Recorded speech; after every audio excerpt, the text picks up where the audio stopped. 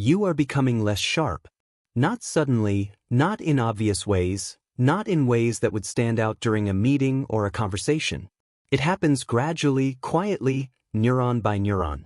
And the most unsettling part is that you are causing it yourself, every day, through behaviors so common and so accepted that you would likely defend them if anyone challenged you. You would say, "Everyone does this." And you would be correct. That is precisely the issue. Stanford neuroscientist Andrew Huberman has spent decades studying the brain, not the simplified, motivational version, but the real one, a delicate electrochemical system that determines how quickly you think, how long you can focus, how clearly you reason, and how much you actually retain by the end of the day.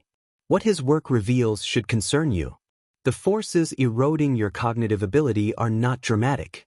They are not drugs, trauma, or inherited conditions. They are habits. The scrolling before sleep. The phone check the moment you wake up. The way you eat, the lack of movement, the constant noise you mistake for connection. Each habit seems harmless. Each one is subtle.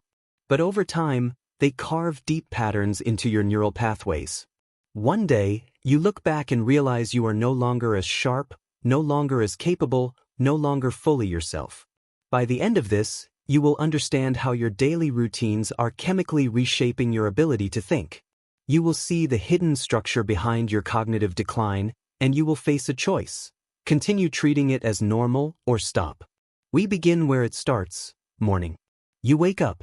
Before your feet hit the floor, your hand reaches for your phone. Blue light floods your eyes. Notifications pile up, emails, messages, headlines, someone's curated breakfast, someone else's tragedy, opinions you never asked for. You believe you are checking in. You are not. You are giving up control. Huberman's research highlights a critical window. In the first 90 minutes after waking, your brain is highly plastic.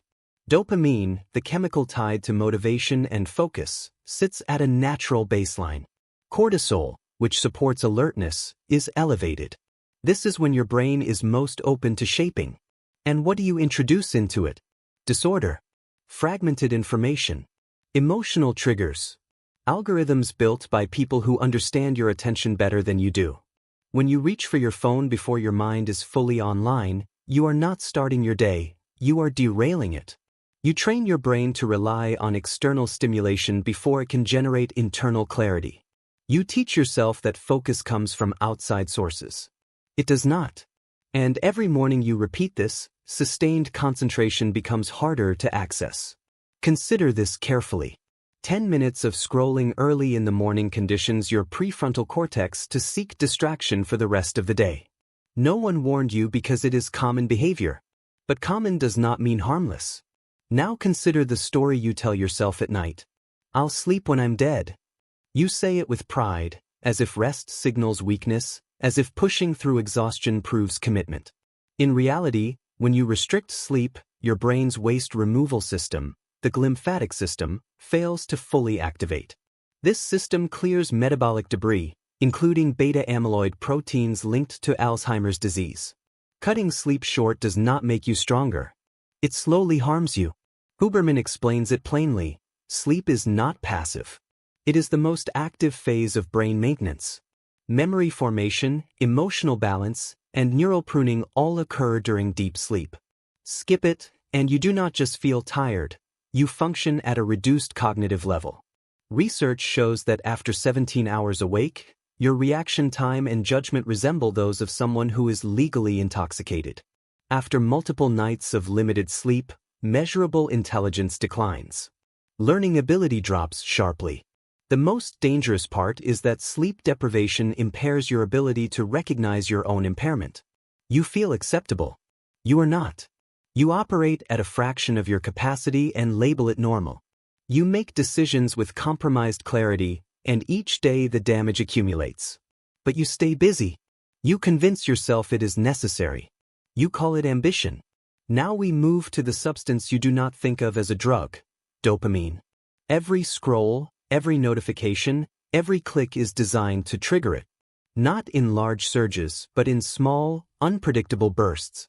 This is the same reward pattern used in gambling. the same system that keeps animals repeating actions to their own detriment. You engage with this system hundreds of times daily. Huberman has explained dopamine's role clearly. It is not about pleasure itself.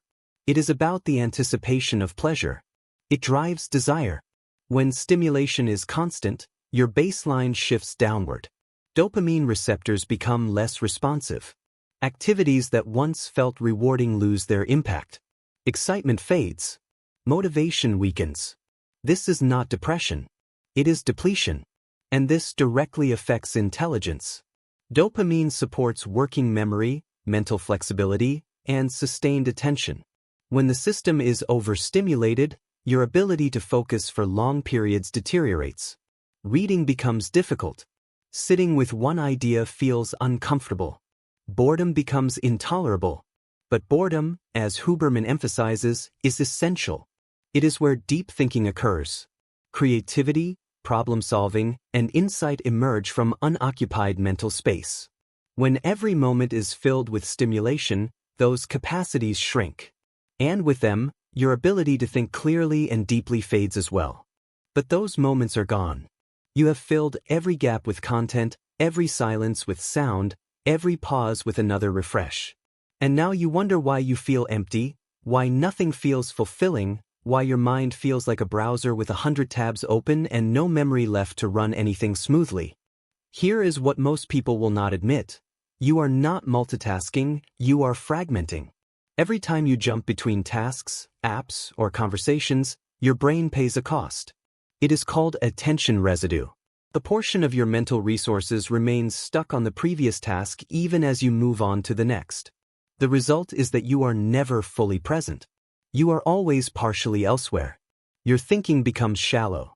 Your ability to hold complex ideas weakens with every switch.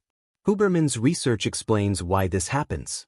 The prefrontal cortex, the center of reasoning, decision-making, and self-control, is the most energy-demanding part of the brain.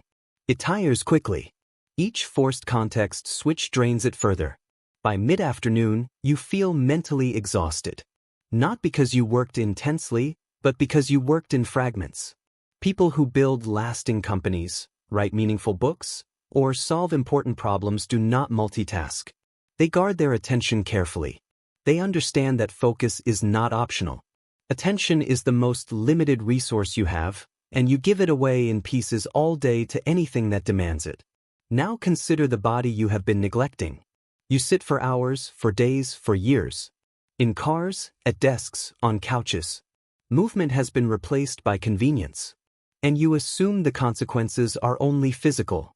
They are not. Huberman's work links physical movement directly to brain performance.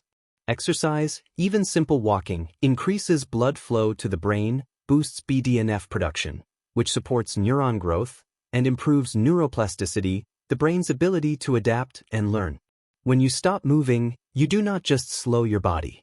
You slow your mind. Your brain is deprived of the signals it needs to function efficiently. Neurons fire less effectively. Memory formation weakens. Emotional regulation suffers. And still, you tell yourself you do not have time. Yet you find hours to scroll. You have time for content that leaves you more drained than before. You have time for everything except the one activity that directly improves brain function, movement. Not because it sounds virtuous, but because it is chemically necessary. Now comes the part most people avoid. Stress itself is not the enemy. Chronic stress without recovery is. Some stress is useful. Short bursts of cortisol and adrenaline sharpen focus, speed reactions, and mobilize energy. But that is not the kind of stress you are living with. You are submerged in it. The news cycle. The economy. Algorithms designed to provoke fear because fear keeps attention locked in. Endless work demands. Draining relationships. A constant background tension you have mistaken for personality. Huberman explains that when cortisol stays elevated for long periods, it becomes harmful. It damages the hippocampus, the brain region responsible for learning and memory. That region physically shrinks under chronic stress. Neural connections weaken. The ability to form new memories declines. This is not just stress. It is slow erosion. Worse still, Chronic stress weakens the prefrontal cortex's control over the amygdala. Emotional responses begin to override rational thought. You become more reactive, more impulsive, and less capable of long-term planning. Not because you lack discipline, but because your brain chemistry has been disrupted by an environment you have accepted as normal. So what now? Here is the uncomfortable truth. Understanding this changes nothing without action. Most people will recognize themselves here, feel a moment of clarity, and then return to the same habits. Change is uncomfortable, and a brain already compromised will choose familiar damage over unfamiliar freedom almost every time. But you do not have to follow that pattern. Huberman's work is not just descriptive. It offers structure. Morning sunlight to regulate circadian rhythm. Delayed caffeine to let adenosine clear naturally. Non-sleep deep rest to restore dopamine balance. Controlled cold exposure to improve stress resilience. Focused work periods followed by real recovery. These are not shortcuts. They are fundamentals. And they only work if you decide that mental clarity matters more than ease. That protecting your mind is worth the effort. That your future deserves a brain that still functions well. Here is what matters most. You are not your habits, but you become them. Each morning you choose distraction over intention, you reinforce a weaker mind. Each night you trade sleep for screens, you vote against future clarity. Those choices accumulate day after day, year after year, until one day you notice you cannot focus like before, cannot remember details, cannot sustain an idea long enough to develop it. You will be tempted to blame age, genetics, or circumstance. Anything except the routines you repeated. And by then, recovery may be harder. Or you can stop now. Not tomorrow. Not after one more scroll. Not when conditions improve. Your brain is the only organ capable of recognizing its own decline. That awareness can become power or it can become regret. The habits will continue either way. The question is whether you remain unaware while they dismantle your capacity, or whether you respond. If you are still listening, still uneasy, still feeling that tension rise, that is not a problem. That discomfort is a signal. It is your nervous system recognizing that change is required. Do not silence it. Use it. Because awareness without action is only refined suffering. And you did not come this far for that. You came to regain control. So begin.